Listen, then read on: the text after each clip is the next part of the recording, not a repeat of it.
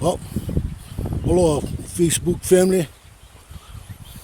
I started making this gate, and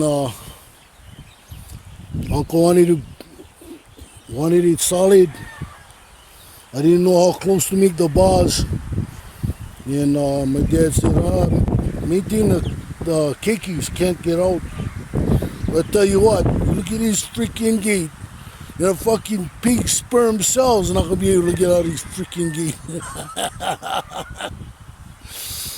But one of the reasons why I made them this close is this particular pipe right here is not as solid as this. So I'll put more.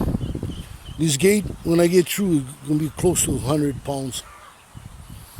So my cousin Emma out there, Emma Lani, show your dad this gate.